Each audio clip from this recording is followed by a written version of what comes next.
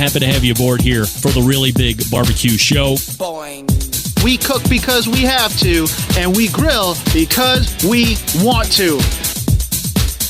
Hit me! Fine, how's it going? You have a great show. I'm a big fan. Boing. So what seems to be the problem here? This man looks like he's dead, and he's in the crackle. Sean Bono! It's all about the Sean Bono, dude! Succulent fish. What? He ate 54 wieners. But listen, Lavernius, shut your face. I'm shaking like a dog shit peach seeds. We have top men working on it right now. Top men. And just like that, we are into the second hour. It is the Barbecue Central Show, where we cover the most important items of the barbecue and grilling world. Happening every Tuesday night, live, 9 to 11. Recording audibly for podcast release Wednesday, first hour, Thursday, second hour. Video auto archiving as soon as we stop the feed. So if you're just rolling across the second hour right now, where were you in the first hour? But again, recorded, so no worries. Get it tomorrow. The show originating from Palm City, USA, Cleveland. Still to come on the show tonight, James Howe from Winners Products. We say good evening to those of you watching tonight through one of our video streaming platforms. You can go to facebook.com or twitter.com/BBQ Central Show. You can also watch the show over on YouTube, which is youtube.com/@BBQ Central Show.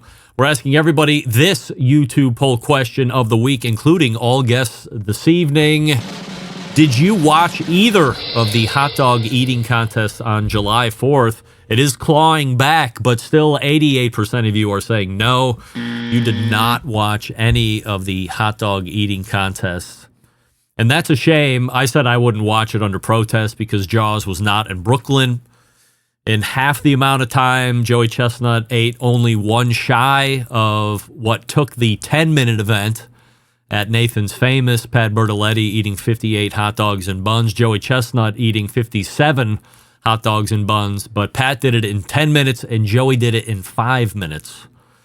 So we know world record breaking pace, and it didn't happen because pettiness somehow rears its head in something called Major League Eating, which is a shame. Coming up on the best moments of the Barbecue Central Show in 10 minutes or less this coming Friday, episode 341, taking you back to July 9th of 2013. And this week we feature the first Tuesday of the month, regular guest in the second hour, Sam the Cooking Guy. Now, John, who puts these shows together from Michigan, not typically into doing many best moments shows that revolve around the monthly recurring guests for fear of overload for you, the listener. I don't know if I necessarily agree with that thought or not. Nevertheless, the subject we hit on back in 2013 was former Food Network icon Paula Deen. Anybody remember her? You might recall back then, Paula had some issues with PR stemming from an account from a former employee that she had made some racial comments. Also, there was an issue of her keeping back some information about her health. Most pointedly, having diabetes while creating recipes that certainly didn't shy away from certain unhealthy ingredients, probably causing diabetes over a certain number of years if you ate like that all the time. Snowballed, causing quite a bit of media stir back then. And Sam the Cooking Guy shared his thoughts on both topics and if he felt that Paula was being sincere in her words or if she was just doing it to try and keep the sponsorship money that she was getting. Great segment from back in the day, so that's what you'll be hearing this coming Friday. Don't forget you can subscribe to the podcast feed, which you need to be subscribed to hear the Best Moment Show if you like it. TheBBQCentralShow.com/subscribe is the way you want to do that. You can see all the options to subscribe and the platforms and so on. You can even subscribe through email if you don't want to use a podcast platform. Don't forget, if you want to hear a guest or segment again that's been lost in the archive, email John and let him know what you would like to hear. That is Jon, Jon, at thebbqcentralshow.com. And he'll do his best to meet your needs. Look at Crash is in the chat. He's got an email from Crash. He's in Hawaii. So is Lance. Crash, are you in Kona? I can make an introduction between you and Lance. I feel like it could be instant man love just like that, but I don't know exactly where in Hawaii you are, and I'll reply back to your email that I got a little bit earlier today as well. So thank you for doing that. The Famous Dave's All-Star Barbecue Series was off again this past weekend. We knew that. No winners to tell you about for the second week in a row. However, what do we know? When play resumes, which I'll tell you about here in a second, the grand champion and reserve grand champion for the location events will earn spots into the 2024 World Food Championship in the barbecue division. So we'll see who's next in line to qualify. The next Famous Dave's All-Star Barbecue Series event is this coming Saturday, July 13th in Hermitage, Tennessee. The event is full, so don't try and register for it. The El Paso, Texas event on August 3rd and the Columbia, Maryland event August 24th still showing as having one spot left open. So if you are interested in taking part in the Famous Dave's All-Star Barbecue Series events, El Paso, Texas, which is the second trip through El Paso on August 3rd, still has one spot. And Columbia, Maryland, which is the last event for the series, it all culminates at the end of August. There's one open event or one open spot there as well. I believe the deposit is $100 to hold your spot. So you can find out all the past results and the remaining schedule of future events by visiting worldfoodchampionships.com/allstars. And remember, the World Food Championships will take place in Indianapolis, Indiana in November. So we look forward to that. Before we get to James, I am asking, you know what? I'm not even going to ask you. We'll save it for another day. I do want to thank show fan, podcast listener mostly, Rod Schrader, for giving me this book. This is the Ladies Home Journal Cookbook. Let me get a date on this. Ladies Home Journal Cookbook. Double Play and Company. Carol, is it Trax? Tro? Here we go. Wow, no way. This book coming out 1963. 11 years before I was debuted into the world. So quite a timely piece. He stopped over today to give this to me for my impending birthday, which is tomorrow, as we turn 50 years old tomorrow, if you can believe it. So, Rod, thank you for the book. We're going to be combing through that through the rest of the week and on the weekend and start earmarking recipes that we would like to try from back in the 60s and see how we might bring them into current day with different types of ingredients or different cooking styles, because I'm sure there wasn't a lot of options back then. I'm just making an assumption.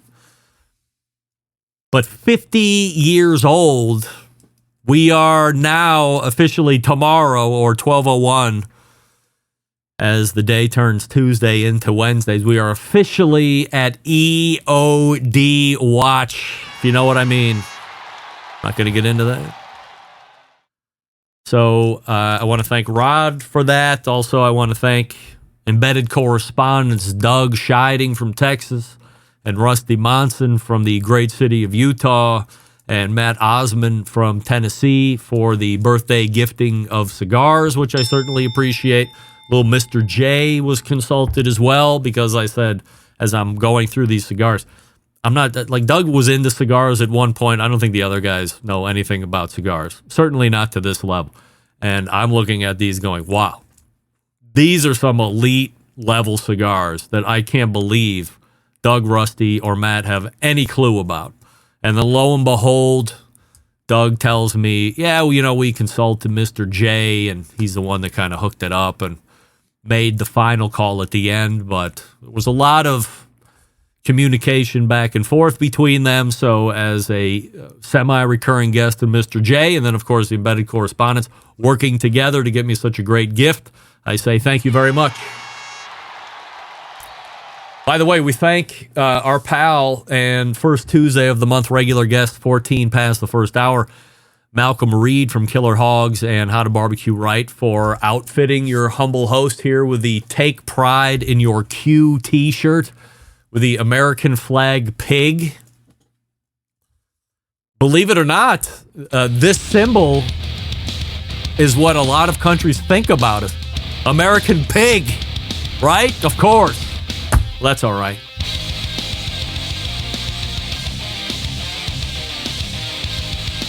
Hey, James Howe is ready to go in the green room. We'll get to him here in just 1 second.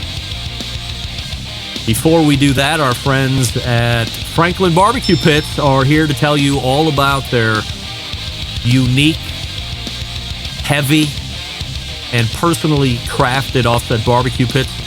In fact, you would find these, however, in a much larger version at Aaron's Restaurant, Franklin Barbecue in Austin, Texas.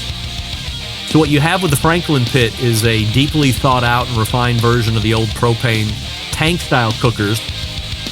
Stylistically, it reflects the kind of bare-bones, industrial, handmade aesthetic that Aaron loves, as in the patina and the way the build allows you to see the welds and the craftsmanship. Schematics of a Texas off-style barbecue pit, relatively simple, even if the things that happen inside are complicated dynamics of physics and chemistry.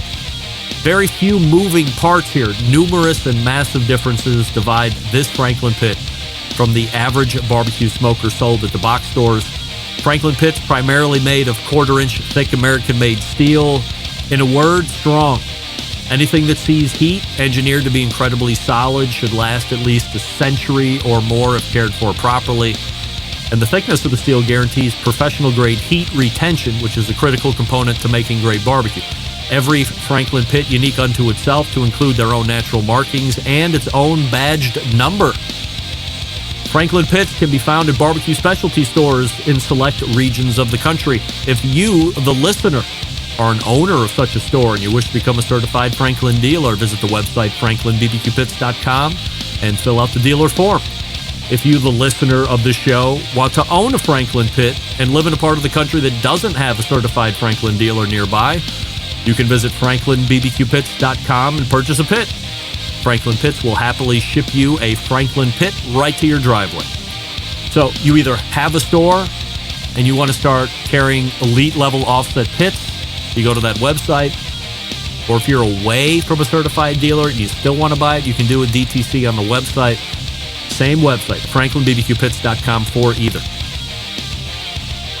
Let's learn about how manufacturers and brands find each other, fall in love, and make great products. Let's do it. Stick around, be right back. You're listening to the Barbecue Central Show.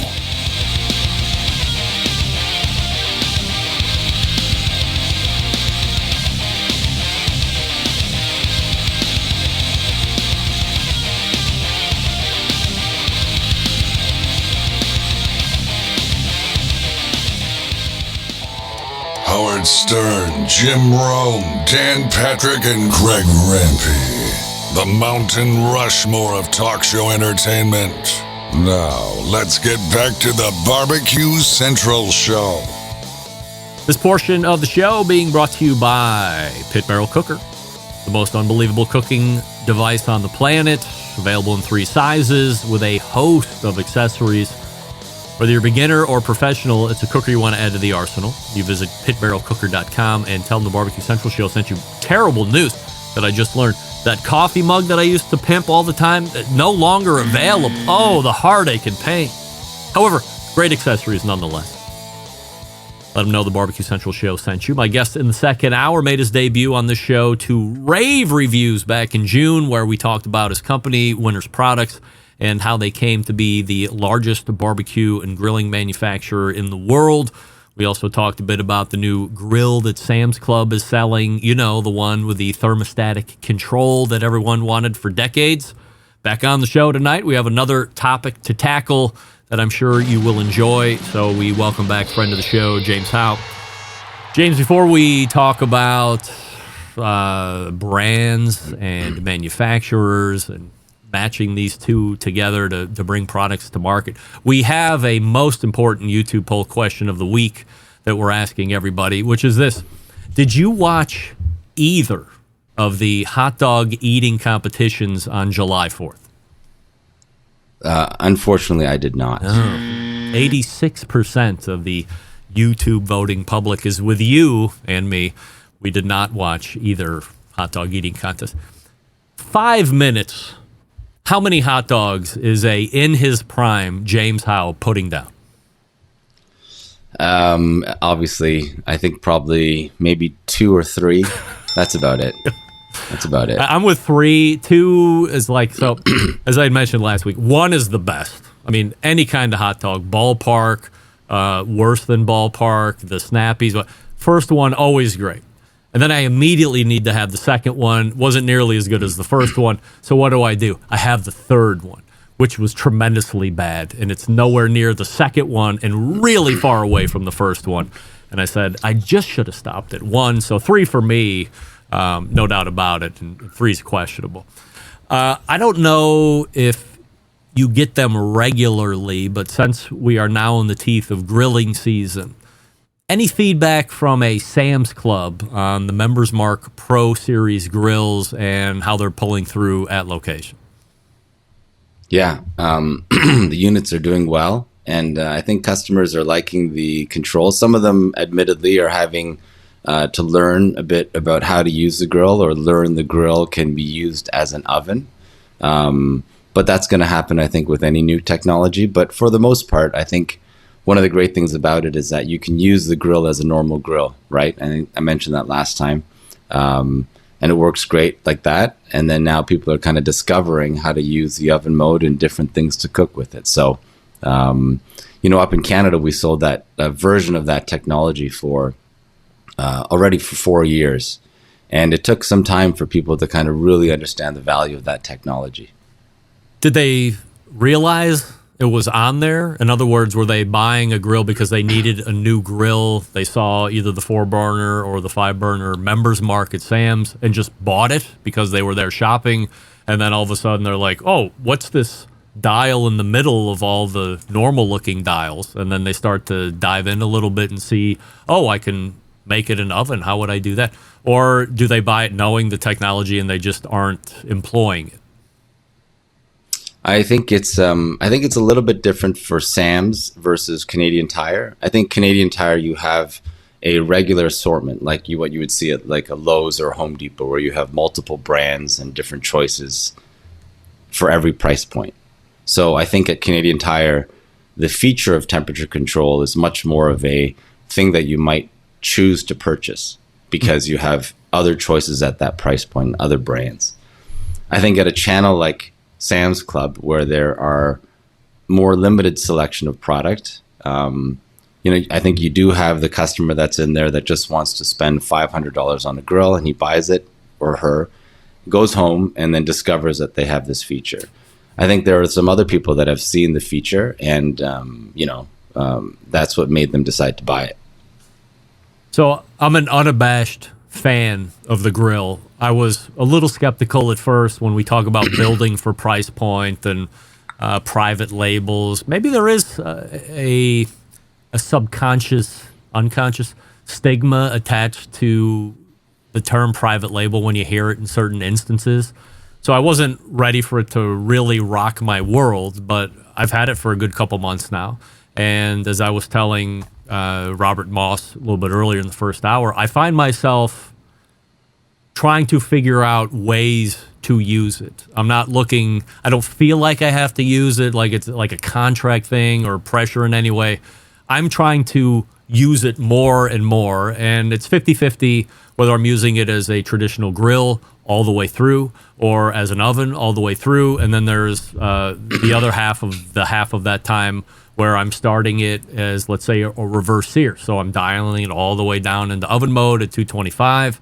Once I get to my target temperature, I pull them off, and then I turn it into regular grill mode and go as hot as I can. Or I use the infrared side burner and finish it that way for a really nice sear on the steaks.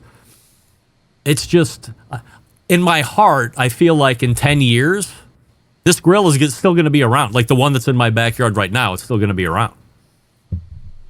Well, yeah, I mean, I think that was the intention from the beginning, right? I think any new application of technology on kind of a traditional product has the potential to be confusing to people. So that's what we wanted to avoid was, people avoiding the grill because they thought it was too complicated and so forth.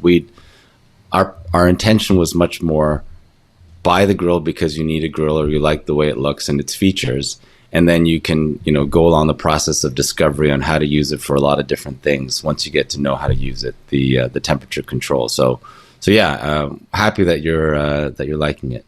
And at a sub 700 price point, as I was saying, you put another badge on that from a brand standpoint, you're probably easily into $1,800 or more for the same grill because there's a lot of great value items that are in there, specifically the grill grates that we talked about the last time. I'm beginning to appreciate those even more and more every time I use it. So big fan here. I mean, some people might say, well, what else are you going to say? I mean, I probably wouldn't be hyping it up nearly as much if I wasn't as hyped up on the grill. It would be a lot more of a very business type tone from me. Sure. But I'm a fan and I'm recommending it out, no doubt about it. So the topic that I wanted to talk with you about tonight, because you're a guy that can really shed a lot of light on this, probably nobody else has access to in this kind of a show setting, is building a relationship with a trusted brand. So here's James. You own the factory. You're making it. And then here's Greg. Barbecue Central has a brand of grills. Or I want to make grills, but I don't have any manufacturing. So somehow I find James. Let's start there. How do I find James? If I have a great idea for a grill and I don't have the manufacturing behind me, how do I find you? Good question. I think our customers have been more along, like you said, the brands and retailers. So in the industry, people know, I think they pretty much know how to find me. But I think just if you were to go online, you could look it up. The challenge is, we get a lot of requests from people to build product and grills.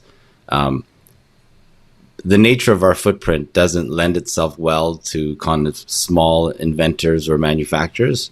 And not because they're not important, but just, we're more of a large scale manufacturer. Now, if a brand or manufacturer or retailer did want to contact me, how would they go about it? Well, there's a lot of information just available in the industry, so we'd be able to validate each other and say, well, who's asking and what type of product do they sell and who do they sell to, and then we'd begin the dialogue there.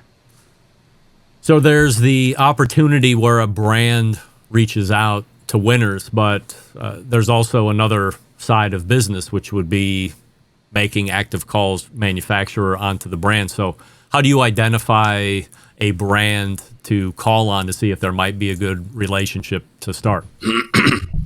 Well, to be honest, the industry is not that big, I think, in terms of people doing the different types of products. I think everyone pretty much knows who everyone is with. And, to a certain extent, you also know who is building what, where. So there's that kind of circle of information, but certainly, people do reach out and you do new projects or tenders for business. And so that also happens all the time. And it happens from retailers as well. Retailers typically work in 1 or 2 year cycles where they'll be reviewing their line and private labels and so forth. So you can choose to participate in those reviews as well. When you first started, was the manufacturer the brand by and large, so both components together? And if so, when did that start to separate? So you have just a brand, but they didn't have manufacturing behind it.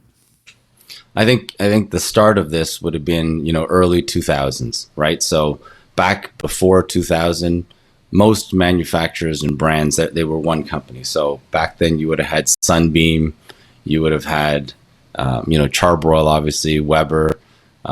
You would have had even Coleman back then. Fiesta. Charm Glow, I think, was gone by then. But these were all manufacturers located in North America. And then I think in the early 2000s, when you kind of had this kind of outsourcing to China, some brands kind of changed their business model to become more product development, marketing, R&D, and after sales, and then they would outsource their manufacturing. They would do a hybrid of both, much like Weber and I think Napoleon would do today. It'd be a hybrid of that approach. And then you'd have other brands that have come up purely from a R&D, marketing, design point of view, that into the manufacturing space. So that would be, more people in the recent years, I guess, in the industry. I think Traeger is a good example of that. They don't have any manufacturing that I'm aware of themselves. So again, it's changed over the years. Is that the same for like a master build? I remember having John McLemore on at one point, and he was very open, almost bringing it up himself, saying, the biggest benefit to us is we're coming up with all these great ideas or things that we want to implement, but then we're going offshore to actually get it manufactured. To a point, it almost sounded like if he had to keep it in country, the company wouldn't have made it. It was almost a necessity for them to take everything offshore from a manufacturing standpoint to remain competitive and grow. Yeah, Masterbuilt is a good example. And, they're close to the market. They had their own, call it approach to smokers, electric smokers, that type of product. And so they were able to give that information to factories in China. And, China had the supply chain, they had the engineering, they had the manufacturing capacity to deliver that product to market at a reasonable cost. And so that was, I think, the secret of their success for sure. When you are aligning with a brand, you're coming up with 1, 2, 10 grills, whatever you're going to do.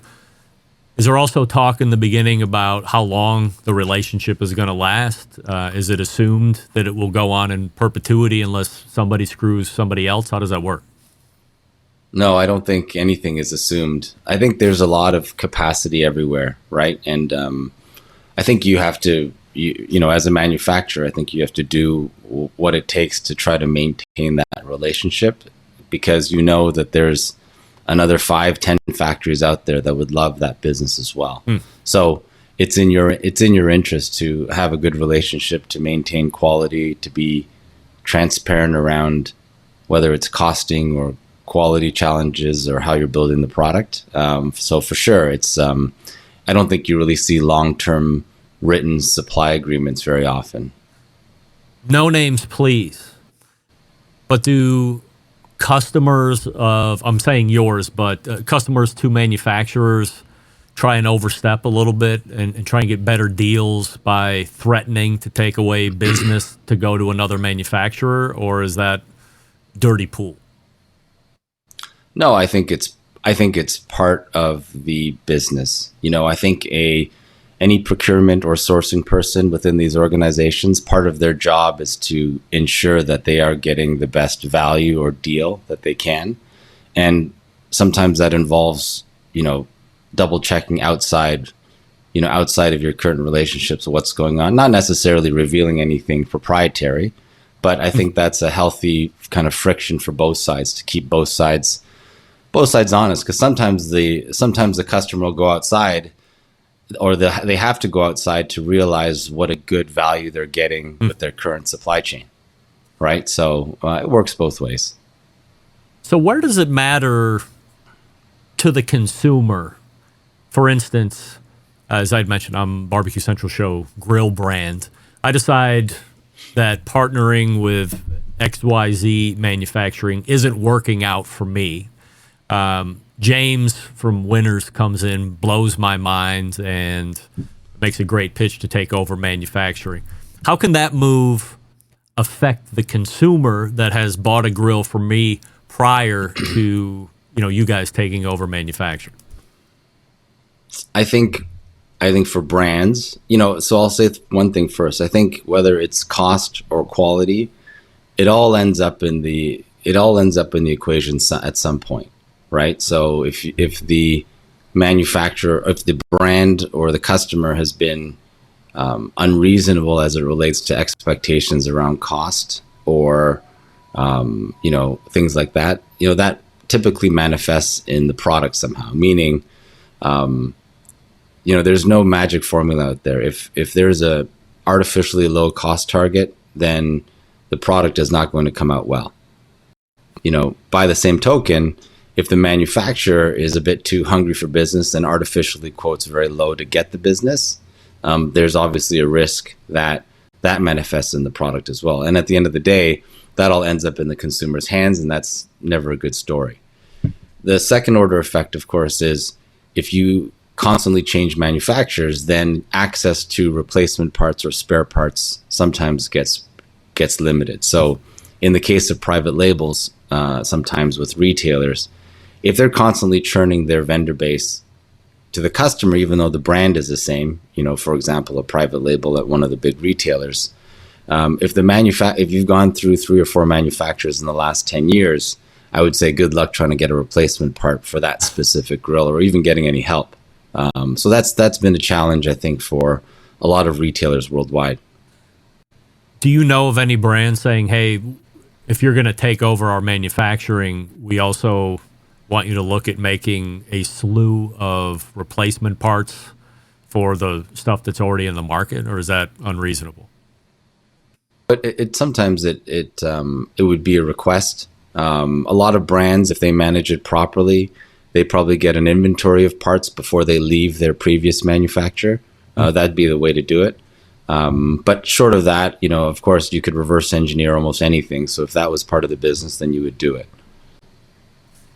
How many grill brands out there right now are not owners of their own manufacturing?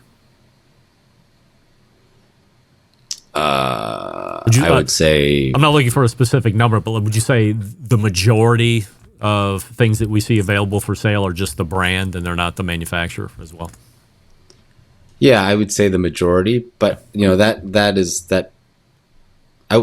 say that there's a lot of nuance there, because I think some brands just choose not to focus on manufacturing, put a lot of investment in R&D, quality standards, customer support and marketing, and that's just where they choose to spend their resources. And I think that's a very good thing to do.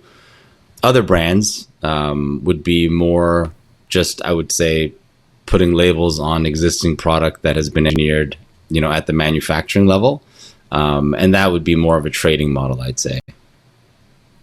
If you're the brand, the former, not the latter that you were just describing, you're doing all this great work in innovation and marketing and all this other stuff. To me, you're obviously missing the biggest component. It's the manufacturing, and now you're having to go out and try and figure out or navigate the different manufacturers to see. Are you trying to see who best aligns? Oh. That was supposed to be on pause. Are you able to navigate to see like which manufacturer best aligns with you? How do you, if I'm the brand and I'm doing all this work up front, I mean, I want to have the manufacturer that's also going to make it very seamless for me and provide a great product. But if there is a number of manufacturers to choose from, how am I making the right decision? Good question. I think it comes down to, obviously, first, who do you feel you can have a good relationship with? Because there will always be good and bad things that come out of a project, right? And how do you manage and navigate those good and bad things? One. I think second, you also have to look at capabilities, of course. So does that factory that you're working with, do they have the manufacturing capabilities that are specific to your product? A Kamado cooker, manufacturer is not necessarily going to be good at manufacturing a pellet grill or a gas grill and so forth, right? So you'd have to look at that. And I think third, you'd look at also things like who are their existing customers and what kind of relationships does that factory have with their existing customers. So if that factory has a history of churning through different customers and having a bunch of issues, well, that might tell you something as well. I want to ask you a question, but I'm going to be very vague and not try and put you in any weird spot on this. Let's talk about manufacturers and brands running promotions, whatever that means. As a consumer, if you are signing up for a promotion, is it in the end caveat emptor? You're taking the risk at, let's say hypothetically, there's a manufacturer or a brand that says, buy this grill and then for the next so many years, you're going to get some grills in replacement, whatever that means. Are you buying it knowing, hey, I think I'm just getting a good deal on one, and if I get 2 or 5 or they fulfill the whole thing, that's just cream on the coffee? Or as a consumer, should I believe that if I'm signing up for this, they're going to be able to support it all the way through? Well, I think you like any kind of consumer proposition, you do have to look at the brand, right? And see their reputation in the market. How long have they been around? Do you think they'll still be around for the length of whatever contract it is? I think that would apply to anybody, not just a manufacturer, right? Any brand promise or even warranty, right? If you're getting a 10-year warranty on something, again, this applies to brands, that applies to retailers as well. For a retailer in our space, if you have a 10-year warranty on something, the worst case that happens is you bring the product back and you scream and they probably give you your money back, right? But for a brand, you have to ask yourself, who do you go to scream in 10 years? If there's, to get that money back or to get your promise fulfilled on that warranty or whatever it is. So I'd say it really depends on the brand and their kind of reputation and how long they've been around. Where do you see the live fire market over the next, I guess through the second half of the year, now that we're into the teeth of July? You see anything crazy coming up, or do you see a continued flatness? Because from my end of it, it's kind of shockingly quiet, but you're on a different side of this. Yeah, I think everybody, and this would be around the world, not just the US. I think everybody was hoping for a stronger bounce back from some of the supply chain challenges and kind of inventory challenges post-COVID. A lot of people bought in this category during COVID, and so I think they pulled forward demand. And everyone was hoping that they would have burned through that demand already. But I think it hasn't quite happened. There's certainly signs of life, okay, in certain pockets and segments. I know that on the fuel side, things are strong, which is good because it indicates people are still grilling and still using the product. It's just more on the hardware side that the replacement cycle hasn't really hit. So I think people haven't burned through what they bought during COVID, and or people that were going to buy now maybe bought during COVID. So we just haven't had the bounce back that the whole industry had hoped yet. So I think it's both. I think you have people that were going to buy now bought 2 years ago, and people that maybe didn't think they were going to be buying 2 years ago decided to buy 1, 2, or 3 cookers. I think that's the other portion of this. When people were on the buy, they weren't just buying one, they were buying multiple when they never had multiple. Right. So now you have 3 times the amount of cookers to get through. And if you're not using them all at the same time, every single time you're firing it up to cook, you have longevity that you didn't plan for. It's built in. So you want to, and now, money's tight and the world's going to end and all this other stuff. So you're not racing out to buy the next luxury ticket item when you didn't give a shit 2 years ago because you just thought you were never going to be able to leave your house again.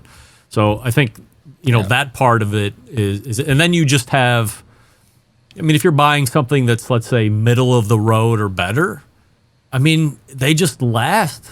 I'm sorry that it's going to last 5 years.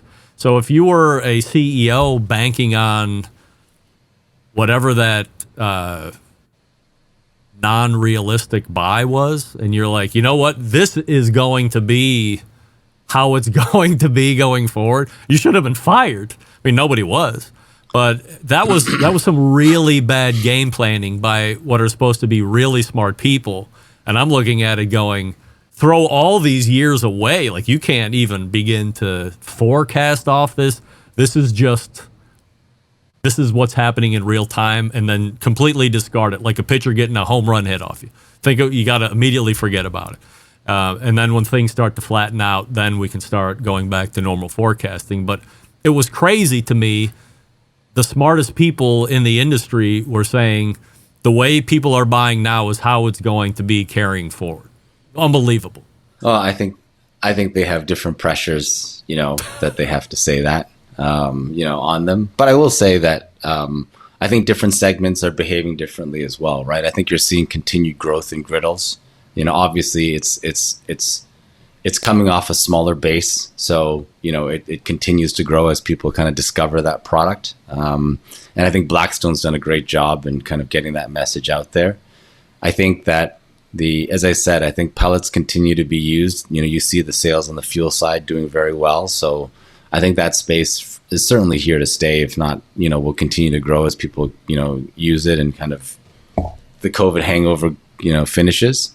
And I think the last part is, I think gas grills, people are looking for more innovation and new stories, including retailers, right? So manufacturers and brands have to work hard to bring more exciting stories and innovation and utility to the market.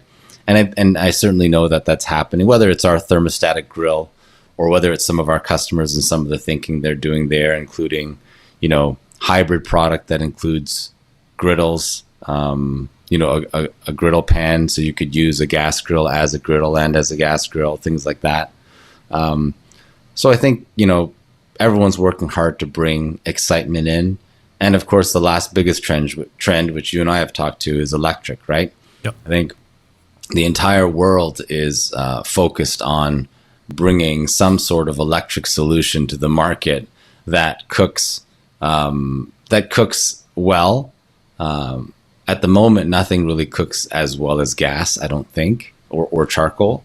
But certainly from a trend point of view, it's something that can't be denied. I mean, tons of people are working on it.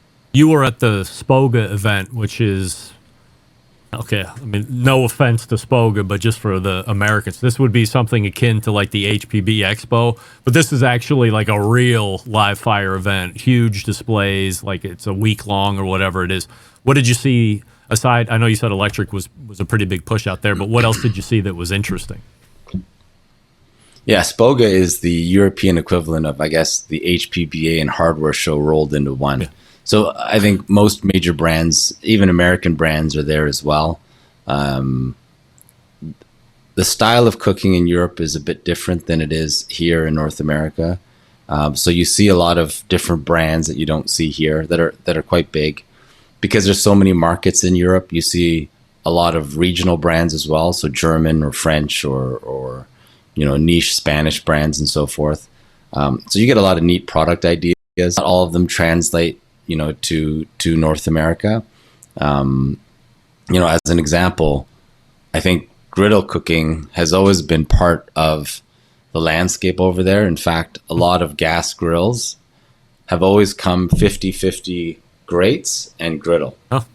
So that's been something that's been normal in Europe and Australia for years and years. So it's interesting to see now full griddles there are also gaining traction, but it's something that they've had. There's also a lot of neat kind of social live fire type product where you have people standing around maybe like a giant plancha, and then there's a giant log fire in the middle. There's a lot of those products. I've never actually seen one being used. I had one for years. Did you use it? Yes, I used it twice a year, on Memorial Day and on Labor Day. Right. Right. Yeah. So I think they're beautiful product. They are beautiful product. And if you have a lot of space, I think they can be great.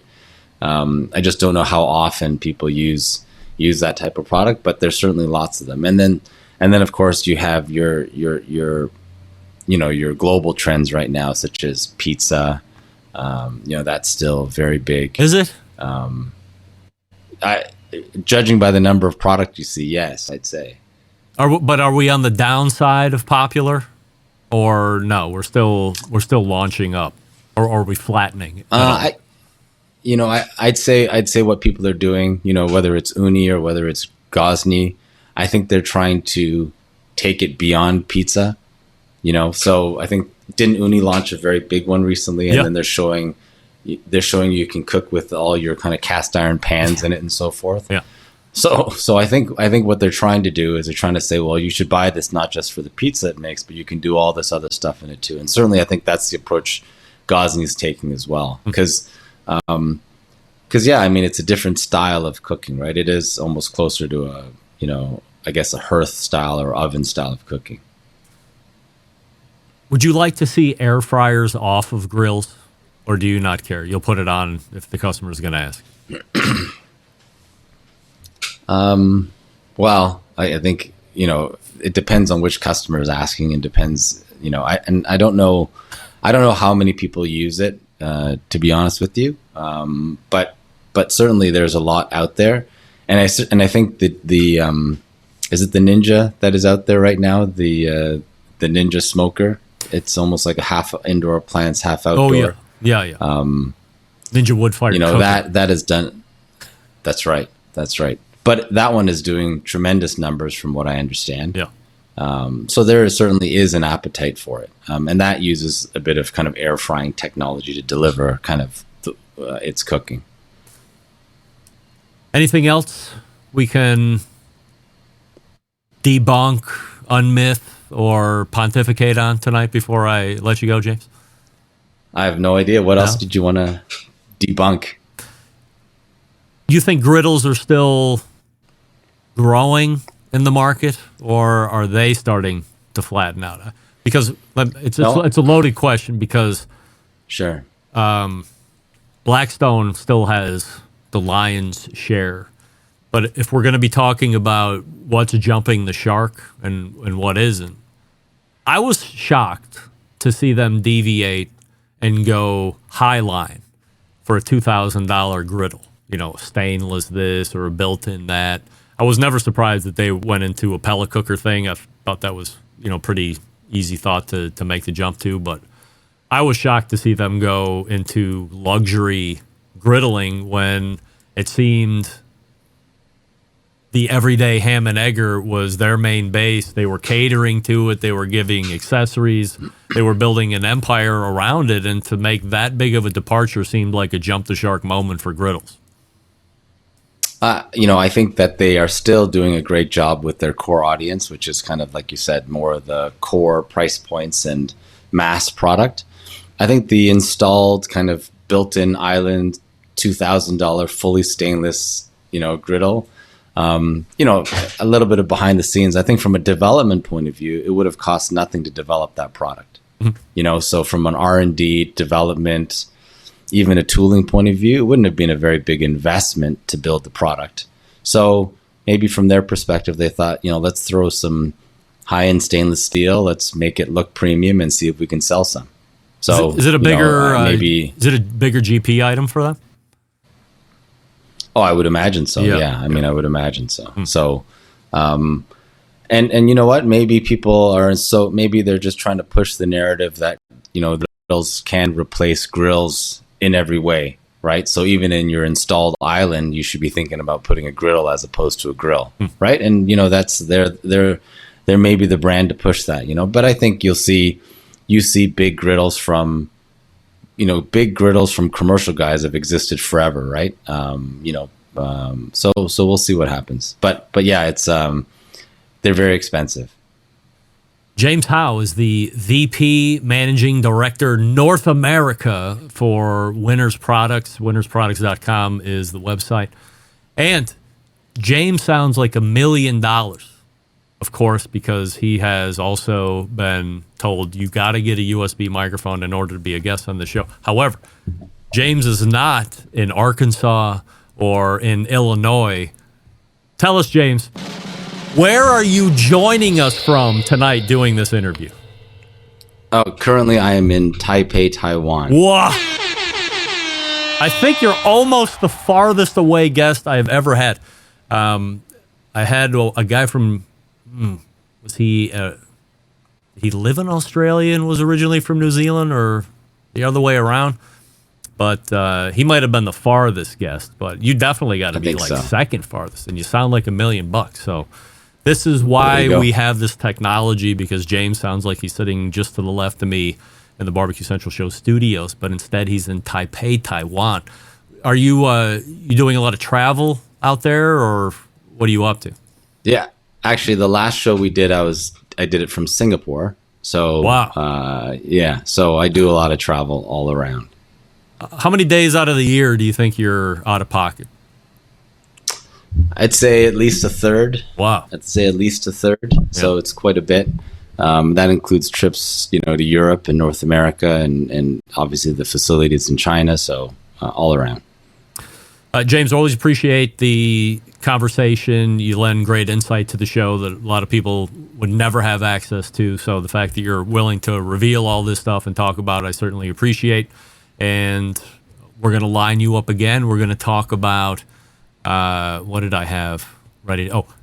Growing a private label from start to acceptance. Now, I think that's going to have a lot of value for the folks when we get to that conversation. But we'll get it set up, and then we'll have you back on. In the meantime, stay safe and continued success. Happy birthday. Thanks, James. 50. All right. Yeah. Look at this guy. That's James Howe, Winners Products. winnersproducts.com. I will tell you that if you are heading to winnersproducts.com and you're looking for a whole bunch of information, it is more of a general information website. You're not going to find a lot of detailed stuff there, but you can get some contact information if you're ready to start a brand with James. He's willing to have that conversation. Maybe he can point you in the right direction of the smaller footprint folks, grow you up, put you through the bush leagues, and then transition to the major leagues over with winners. Who knows? But the next conversation we have, building a relationship with a trusted brand. All right, my clock is all jacked up. Let's do this.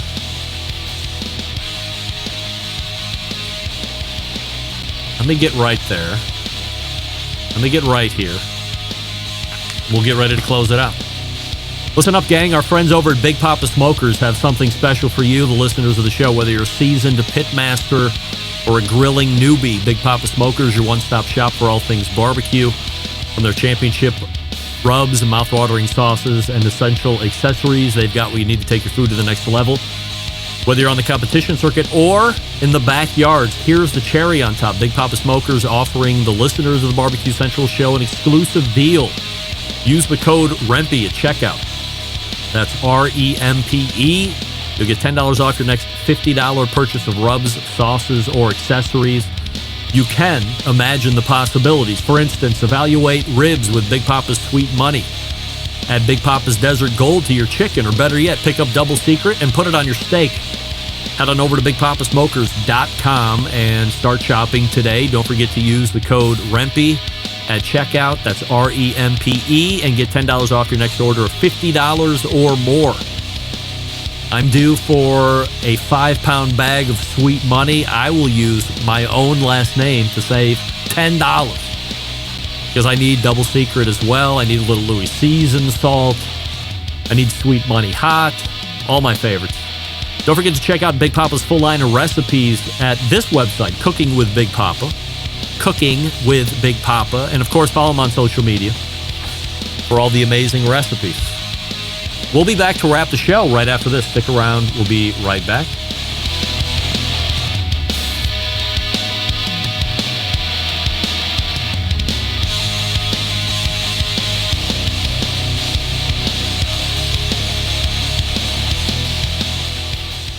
Let's get back to a guy who has more experience giving you his opinion than he actually has cooking. Once again, here's your host, Greg Rempe. And we thank James Howe for joining us last segment from Winners Products. This portion of the show being brought to you by JRE Tobacco, a family-run brand, a vertically integrated manufacturer known for its authentic Corojo tobacco grown at the JRE Tobacco Farm in Honduras. New offerings. Cameroon Reserva, the first Cameroon Puro known in the industry, which means Cameroon wrapper, binder, and filler, all Cameroon tobaccos from front to back. Cameroon grown by the Aroa family in the Jamastran Valley of Honduras. Their newest luxury line, available as of a couple weeks ago, first to the Aladino lounges. There was one over in Greensburg, Pennsylvania that I visited this past weekend, of course. And they're growing through the country. So if you're interested, visit your Aladino lounge. If you don't have one near you, go to jretobacco.com and find a general Aladino or JRE tobacco retailer near you. Great info from James Howe for the extended segment there in the second hour. A lot of great stuff, a lot of great answers, a lot of great insight. So you're not finding this type of information on any other barbecue podcast because they don't have the access to a guy like James that I was lucky enough to meet during the whole COVID debacle. So a great positive that came out of that, many positives. But James certainly a shining beacon of positivity for the COVID situation. And I think that's going to do it. Appreciate everybody wishing me a happy birthday on Instant Chat, of course, and the emails that I've gotten earlier today. Again, thanks to Rod Schrader for the cookbook that he brought by earlier today. Doug and Matt and Rusty for the cigars. And unfortunately, now that everybody knows it's my birthday tomorrow, gifts will be expected hot and heavy from here forward. You got all week to get it to me. Express shipping only. All the way back in the first hour, it was Meathead from AmazingRibs.com, and then it was Robert Moss, RobertFMoss.com. Second hour, all James Howe, all the time, WinnersProducts.com. He actually has a car detailing pressure washer website. Let's see if I can find it real quick. ActiveProducts.com is the website, like the way it sounds, Active Products. If you're into like washing your car and you're a detail guy, this is like the most elite pressure washer serving that niche of the industry. Premium car bundle, if you can believe it. ActiveProducts.com. Little plug for James' side business there, but Winners Products otherwise. Big show playing for you next week. If you can believe it, we're already going to be through the third Tuesday of the month. Wes Wright is coming in. We have a quarterly guest. That's probably going to be a Just Trial? Is that who we got? Let's look. Yes, Just Trials. Ooh. That's going to be tough. I believe she's on like a 6-week travel journey. We're going to have to iron that out directly after the show so we can rebook if necessary. Anyway, how do I always leave you? September 11th, 2001. I will never forget. Until next Tuesday at 9 p.m. Eastern, this is your program host and proud U.S. American, Greg Rempe. Good night now.